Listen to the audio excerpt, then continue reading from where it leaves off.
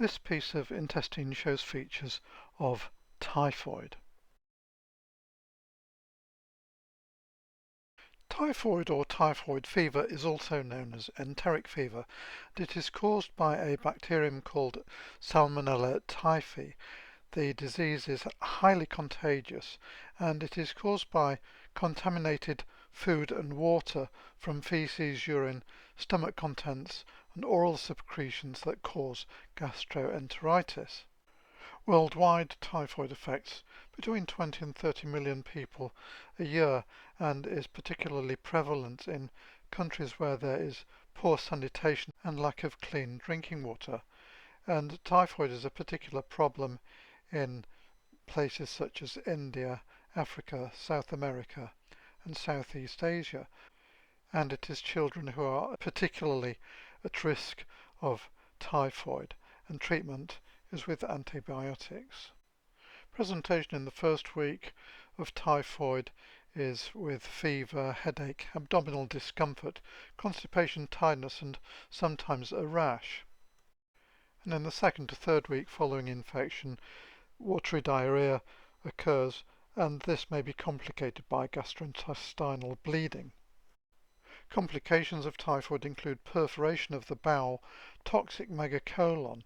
This is when the colon becomes enlarged and dilated.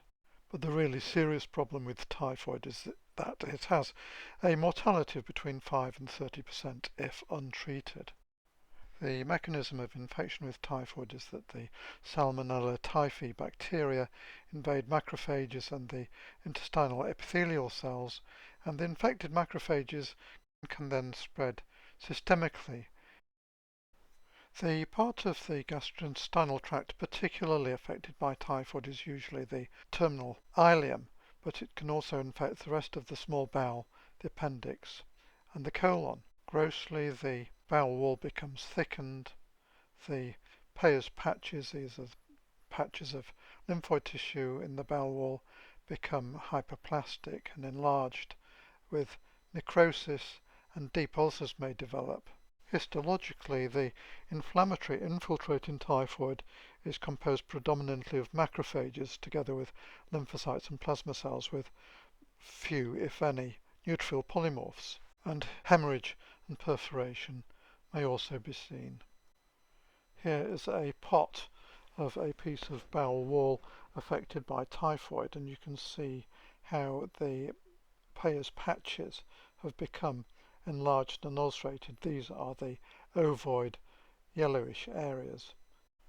This is a low power image of a piece of small bowel affected by typhoid, and you can see towards the left side of the picture how thickened the bowel wall is with the inflammatory infiltrate. Here we are zooming into an enlarged and hyperplastic lymphoid follicle as a result of typhoid. When we look at the inflammatory infiltrate at high power, it is evident that the majority of inflammatory cells are macrophages with smaller numbers of lymphocytes and plasma cells, but without the presence of neutrophil polymorphs.